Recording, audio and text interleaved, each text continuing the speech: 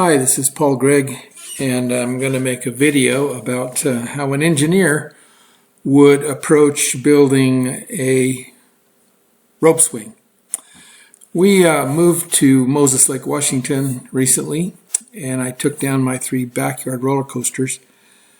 And I thought about putting one up here and I may still do another backyard roller coaster. Because some of my grandkids haven't had that full experience. But we have so much waterfront here. We bought a piece of property, a nice house with 700 feet of waterfront. And so I'm thinking about doing some water-related things rather than a backyard roller coaster. We have a robot lawnmower, which would kind of make a roller coaster on the lawn a little hard. And I love the robot lawnmower.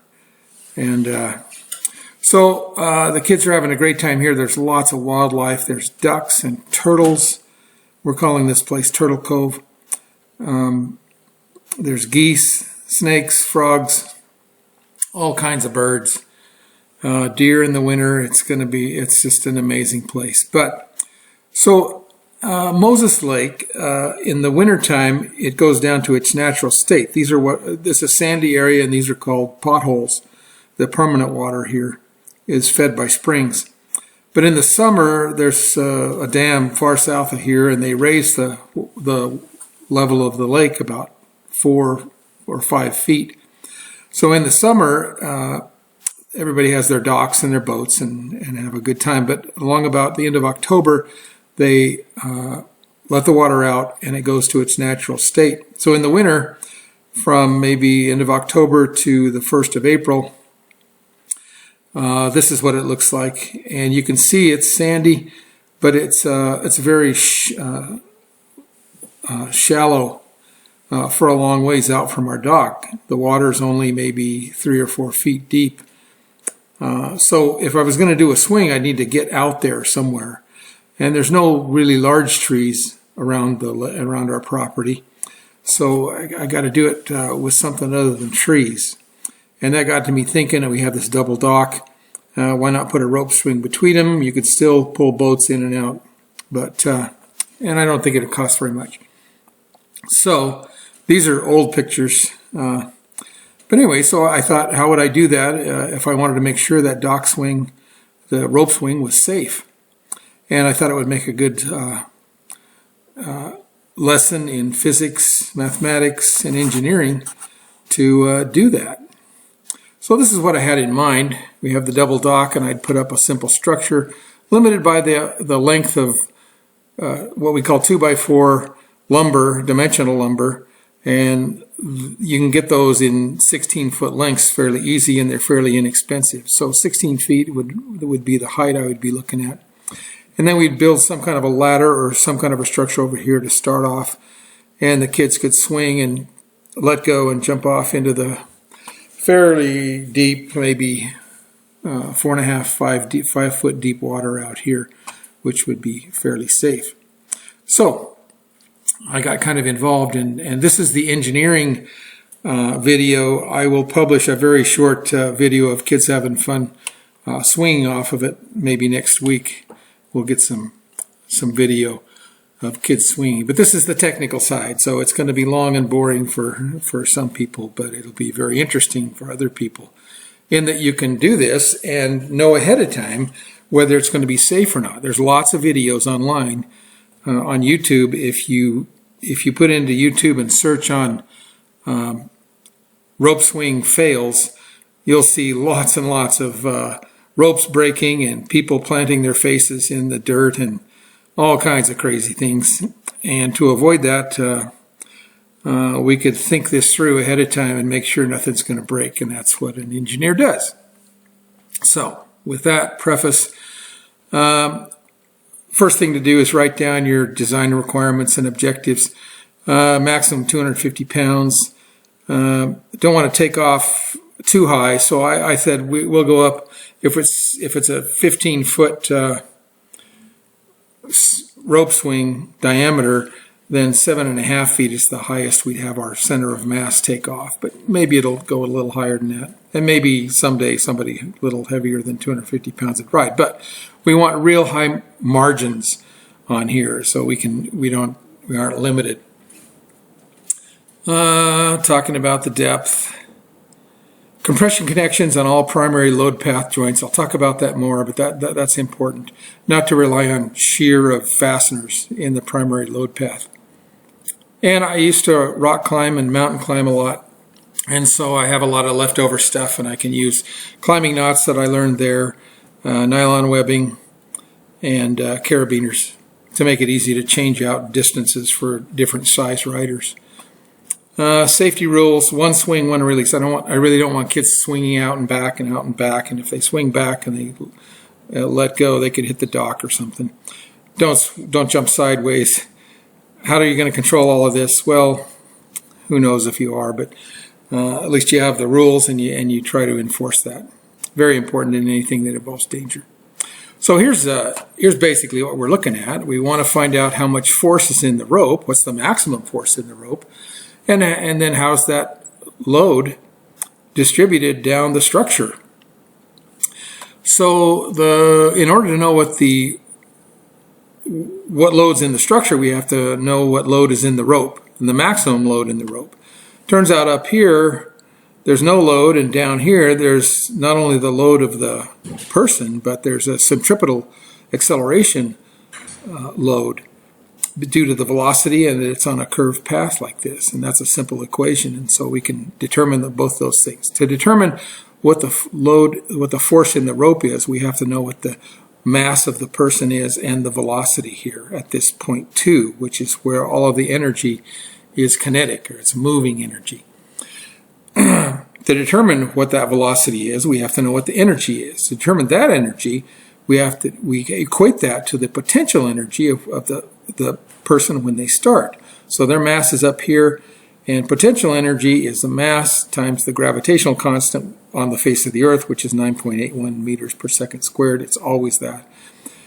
The mass times the gravitational constants times the height. So if we know the height, we can determine the potential energy here. We convert that potential energy into kinetic energy, or velocity here, neglecting drag. There's some air drag there, but it's conservative to say there's no air drag. The velocity will be predicted to be a little higher than it really is, which will predict the load a little higher, and that's all conservative down the road because everything will be a little bit oversized just because of that conservative assumption. So we first have to find out what this height is. We know that, and that comes down to a little bit of algebra and trigonometry. So basically, you can pause here if you want to review what I said, but basically on the previous chart, I said all of this. And you can pause here if you want to reread it and better understand it. So the first thing to do is to draw a triangle up here and then do a little bit of algebra and trigonometry. Trigonometry is basically, at its root, is just that right triangles, the relative distances of these three sides of a right triangle, those ratios will all be the same for a given angle.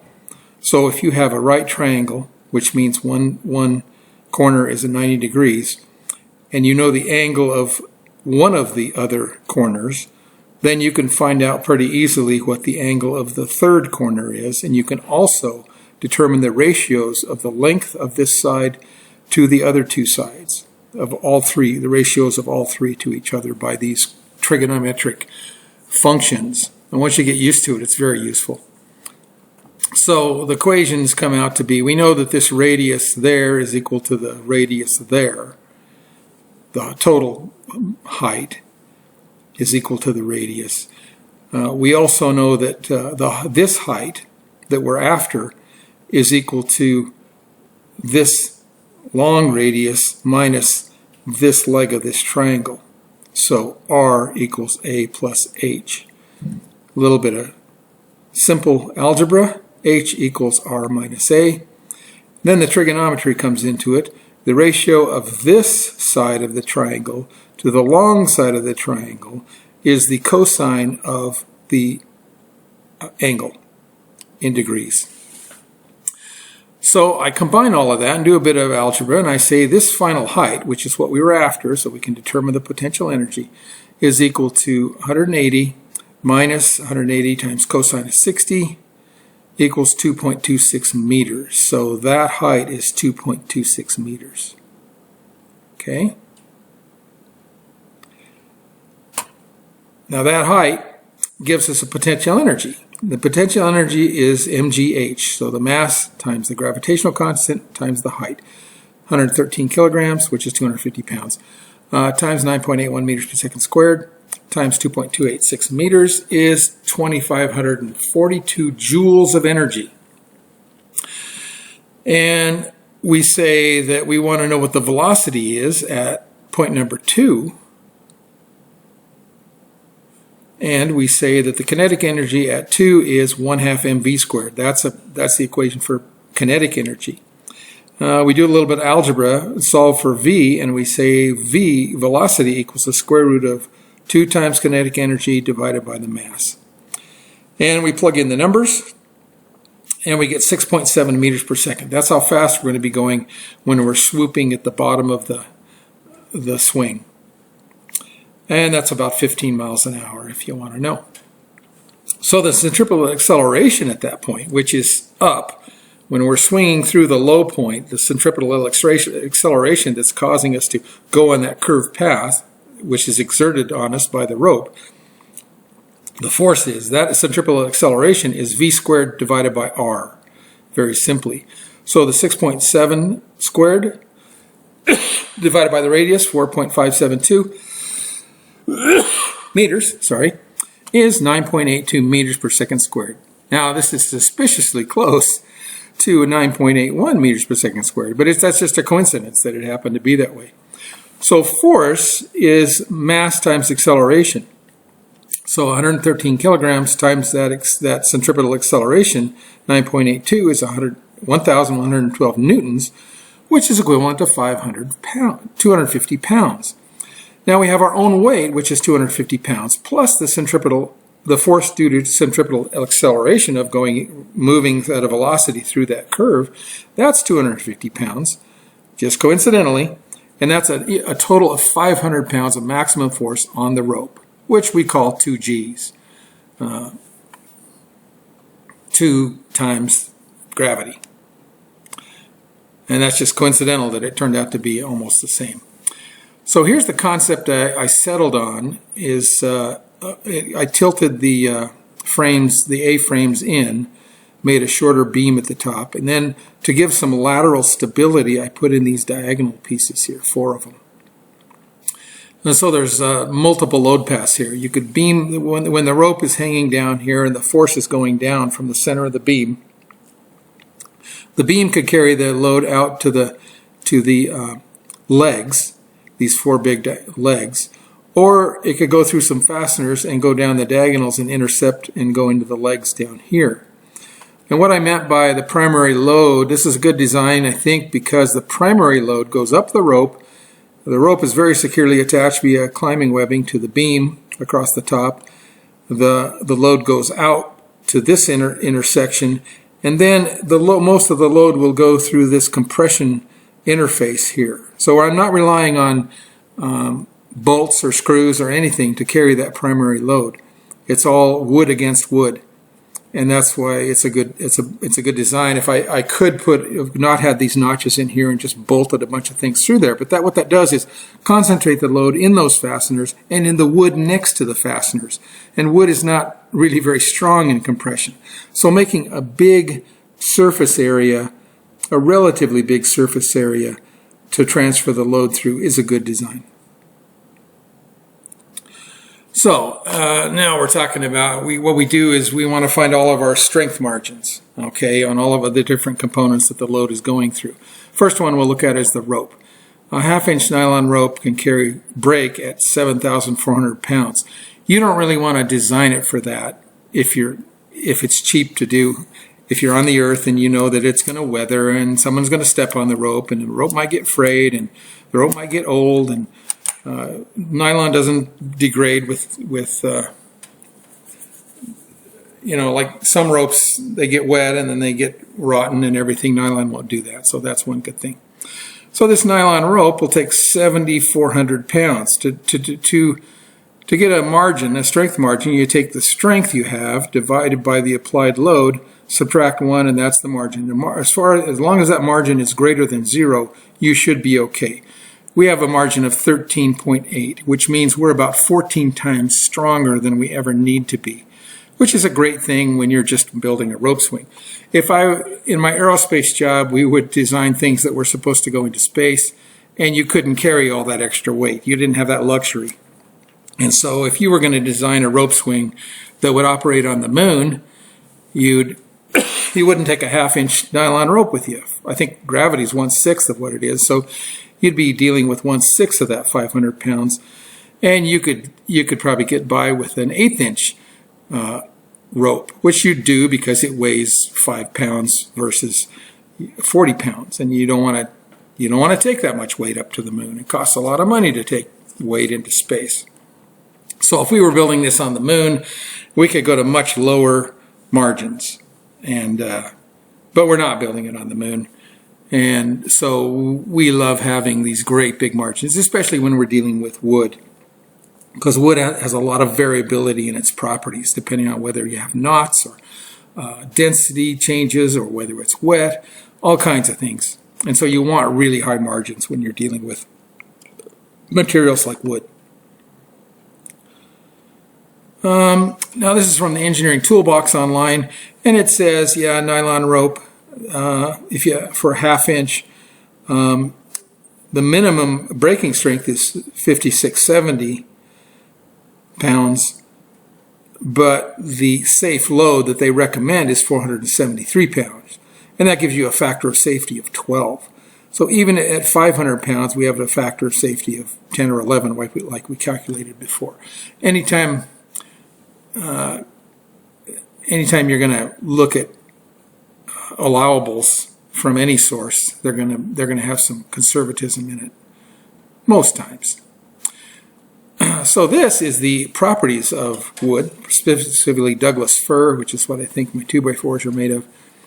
And these are much knocked down factors because of knots and variability. And like I say down here, maximum stress numbers for a material like wood are very conservative due to all these things you don't know. Blemishes, knots, fasteners, variable thickness and density of growth layers. And you can find some 2x4s that are really quite weak compared to the general one you pick up in the store. So you have to account for that, you know. So basically, we're going to look at a couple of numbers. The bending strength in our beam is going to need this. The wet number is lower than the dry number, so we have to assume it's wet, and we'll use 1,417 pounds per square inch of bending stress is the maximum we're going to allow in that, and that's very conservative. In compression, we're going to have some members in compression, and the wet compression parallel to the grain is 1,360 pounds per square inch. So we're going to use those two numbers later. Interestingly, if you took it if you want to know how much compression you could put on a 2x4, we can calculate that. The allowable compressive stress in wet Douglas fir is 1360 psi. Cross-sectional area is 5 1/4 square inches.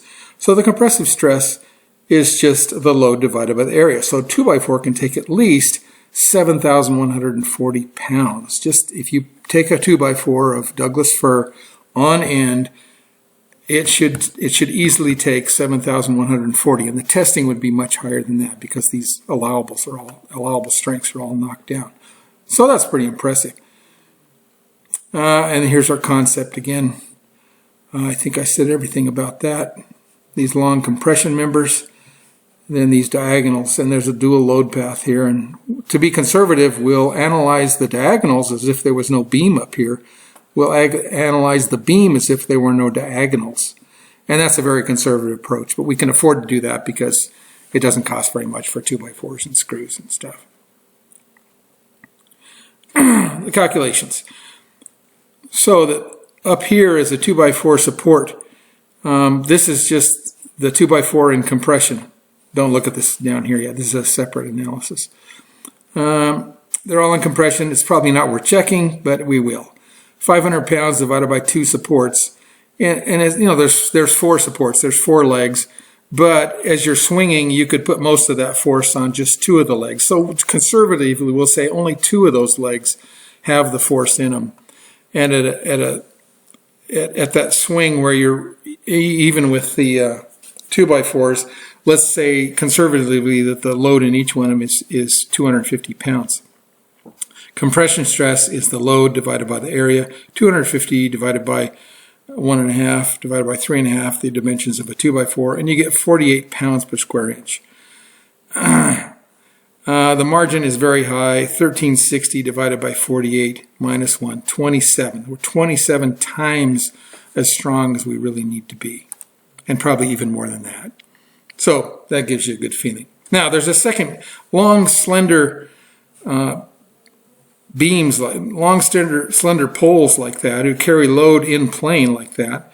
They tend to have a failure mode that's called buckling. And we call it Euler buckling after a guy named Euler, who's a Swiss mathematician in the 18th century, who worked out a lot of great things about calculus, and he's not even well known for this Euler buckling equation, but this is who we attribute the first work to.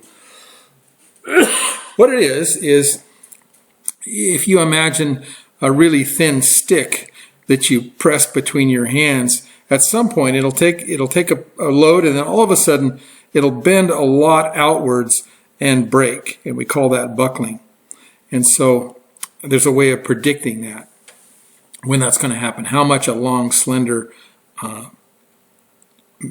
load-carrying pole can carry in compression. And a lot of it has to do with the fixity at the ends, if they were pinned versus stiff. And to be conservative, I just use the equation that assumes they're pinned ends, which is the most conservative thing to do. Excuse me. Here's the equation. P critical, which is the load that's critical, where it'll buckle, is pi squared times the modulus of elasticity, which is the stiffness of the wood in the grain direction, times the area moment of inertia, I. And that's just a mathematical representation of how stiff something is. Something that's tall and wide has a lot more geometric stiffness than something that's very thin. And all that divided by the length squared. So it's not a linear relationship. The longer it is, the more susceptible it is to this buckling phenomena. The modulus elasticity of Douglas fir is 1.4 million pounds per square inch. The length is 42 inches, and I made that purposefully, tried to break that up into shorter lengths, because the longer it is, the more susceptible it is to buckling. And I is in the less stiffness of the 2x4. And I is equal to 1/12 the base times the height cubed of the cross-sectional area of the 2x4, and that equals 0.984 inches to the fourth. So that we plug that all into the buckling equation, and we get P critical is pi squared times 1.4 million psi times the I divided by the length squared.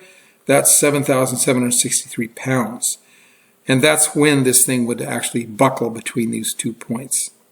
The 2x4 would buckle in the short direction. So we're only going to carry 250 pounds. So the buckling margin is 7,763 divided by 250 minus 1. It's 30. So we got a real high margin there too. It's not going to buckle. If we got really long, yeah, it would buckle, because L squared catches up to you really quick. This design requires the riders not jump sideways. Then, you don't really know what the margins are, but our margins are so high. Yeah, in engineering, you kind of have to, especially engineering of rides, you kind of have to think, okay, we're going to make rules, but we also have to think about what if some idiot breaks those rules. You don't know what teenagers are going to do with this thing, and so then you over-design it, and you look at load cases where somebody's doing something where they're not supposed to. And in good engineering, you have to make some judgment calls, and sometimes you have to think about the unpredictability of people, and that there are going to be some young men who want to do something really crazy with your invention. And so you have to kind of see what would happen if that happened. So the top of the beam, I'm gonna analyze that like it was a beam, and we know beams very well. There's the loading of a beam, 2 points, and then a beam and a load P right in the middle of it. There's the shear diagram, which I won't go into too much. And here's the moment diagram. And moment's really what we care about, because if this is going to break, it's going to break in the middle. The maximum moment is the load times the total length divided by 4. So moment PL over 4, 500 times 52 divided by 4, and that's 6,500 inch-pounds. That's our maximum moment. The C is just the half the distance from the center of the bending to there, so it's half the thickness, 2.75 inches. And the I is in the long direction this time. So now it's 1/12 BH squared, 1/2 times 12 divided by 5.5 cubed, and that's 20.8 inches to the 4th. So the stress, bending stress, is defined as the moment times the C divided by the area moment of inertia. 6,500 times 2.75 divided by 20.8 is 859 psi. So that's the compressive stress at the top. It's also the tension stress at the bottom, but in this case, the compressive stress at the top. It's really the bending stress. That's what we're going by. The margin of safety is 1417 from our three charts ago. We saw what the bending stress maximum could be, which is very conservative. Divided by 859 minus 1. Our margin is positive, but it's only 65% higher than breaking. But we know we have more than one load path here. It's not all the load isn't going to beam out here and go down those legs. A lot of it's going to go down these diagonals. And so I'm saying, yeah, that's okay, because we know there's another significant load path. Now we're going to analyze those diagonal pieces as if there was no beam up here, as if all the load went down those 4 diagonals. Actually, 2 of those diagonals, because if we swung out 30 degrees, we would be putting most of the load on 2 of those diagonals, not the 2 on the opposite side. So conservatively, we're going to say 2 of these diagonals are going to take all of the load, and there's no beam there and no diagonals on the other side that are taking load. So the angle between these is 29.5 degrees. I found that in my model, but you could work it out mathematically. And it's conservative to assume just 2 of these diagonals are taking the load. And it's a fairly simple thing to say how if the load's going down here and it's going an angle here, what is the load in those things? And it's a little higher due to some trig, 287 pounds. So now we're going to see the buckling between this point and this point. What load does this buckle at? Same thing as we did before, but the length is different. It's 70 inches long, and so it's quite a bit longer. So we expect this one to be quite a bit lower, even though it's a little bit higher load going through it. And we get down here, we do the buckling load is pi squared times the modulus times the area moment of inertia in the lesser direction, divided by 70 squared, and that's 2795. 2795 pounds is when we predict this member will buckle outwards and not be able to take load anymore. But the buckling margin is 2795 divided by 287 minus 1, 8.74. So that's pretty high, and we feel good about that. The fasteners. Generally, a number 10 deck screw, which is what we're going to use, or a drywall screw coated, can take about 600 pounds in shear. I found that out. A great YouTube channel called Project Farm did a bunch of testing of fasteners. I invite you to go look. But I think we can take around 600 pounds of shear. The only screws that really see much shear is the ones fastening the diagonals between the upper crossbar on the legs. So very conservatively, we'll assume that a diagonal is loaded with 400 pounds if there was somebody jumping sideways or something like that. The 2 fasteners will provide 1,200 pounds of traction, and our margin of safety would be 2 on those fasteners. And there is an alternate load path, so I think we'll put in 3 fasteners on the diagonals, top and bottom, and total of 6. The margin of safety should be 1,800, which is the 3 fasteners divided by 400 minus 1, 3.5. That's pretty high. That's pretty good. We use 3, and we know there's an alternate load path, so we feel pretty good about that.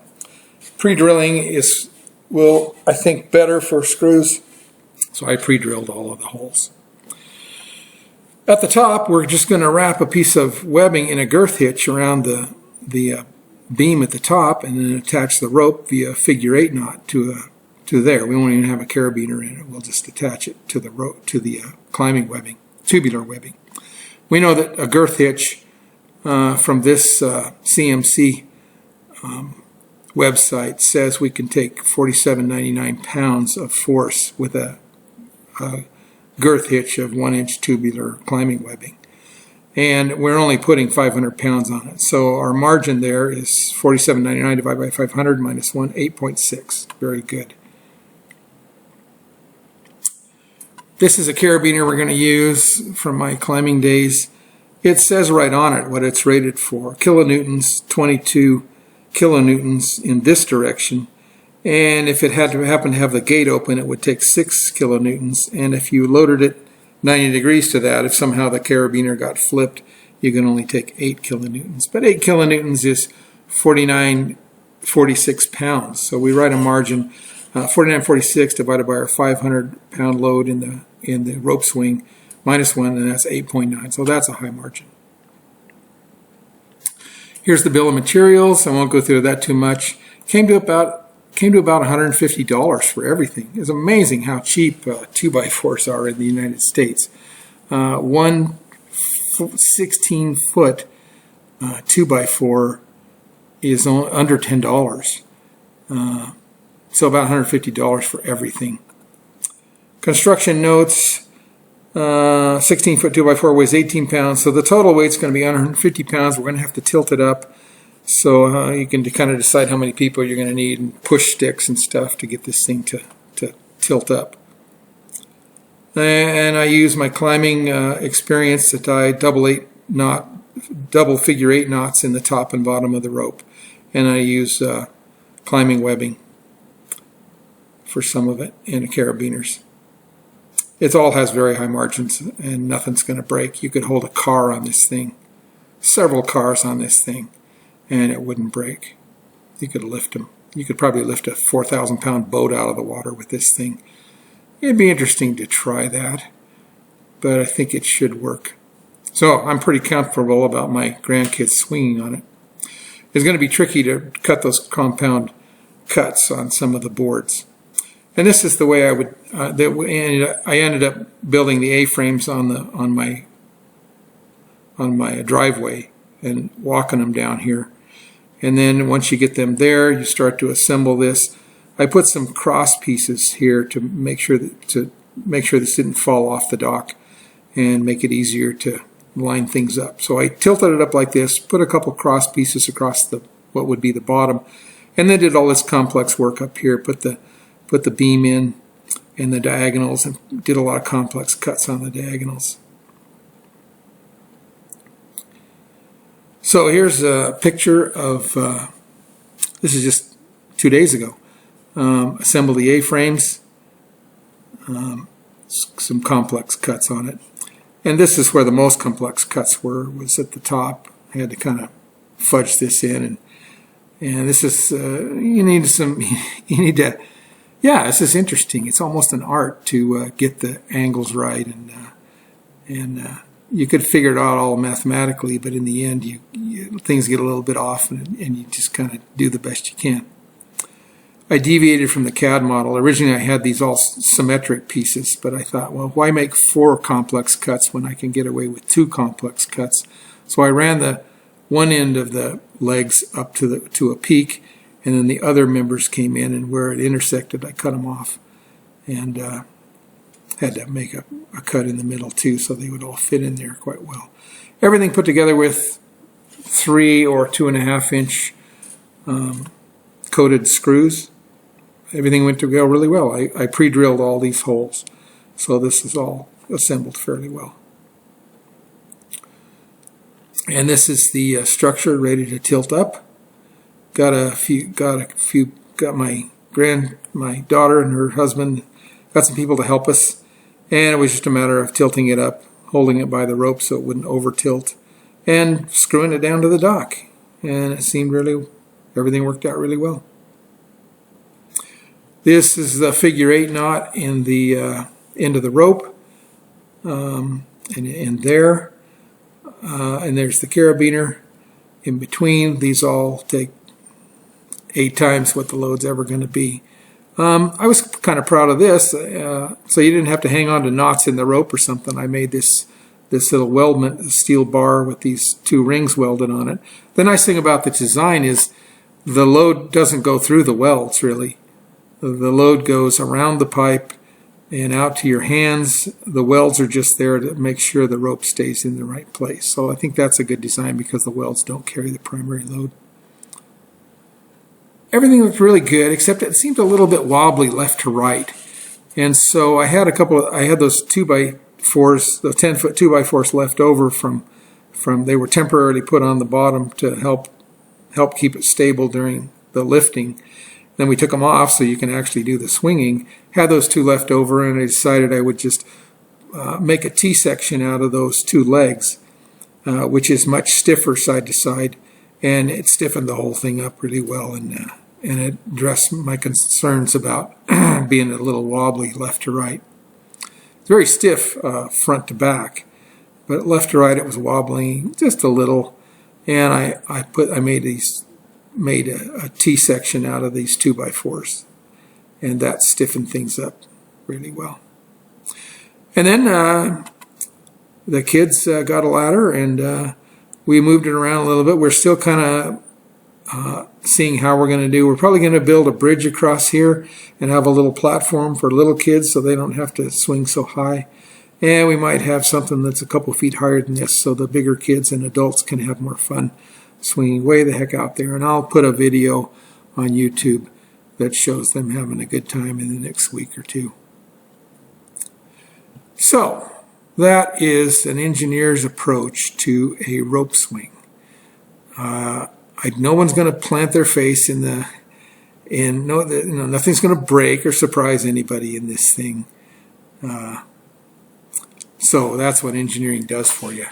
And just a bit of math, algebra, trigonometry, some physics, some engineering, and some fabrication know-how, and you got yourself a safe rope swing. Other things I'm thinking about.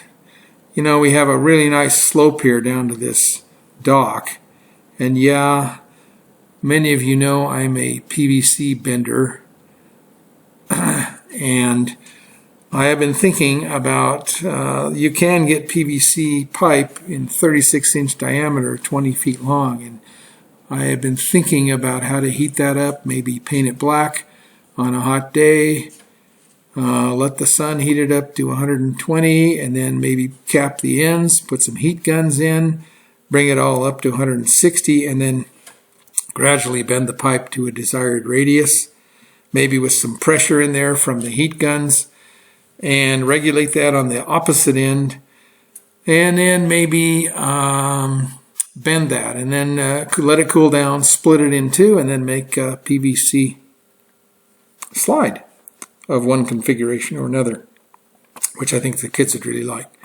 I've already got a little pump I could put on there and pump a lot of water down it. Trouble is that PVC pipe, 20-foot piece, I'd have to have it delivered somehow to my house, and the pipe costs $800. So I'd need probably 2 or 3 of those. Or maybe I can use PV sheet. That PV sheet is 60 gauge PVC sheet is used to roof flat roofs, and it glues together well, and maybe something like that. But I am looking at places online where you can get your own water slides. These are blow molded pieces from a place called OK Playgrounds. That would be really nice. Each section costs $600 to $800. So, this 45-degree turn, then another 90-degree turn, 90-degree turn, whatever you buy there. Each section costs about $600 to $800, so I'm looking at about $4,000 to put a really cool water slide in here. So I'm looking at that too. But for now, we'll have fun with the dock swing. I think I covered everything, and thanks for listening.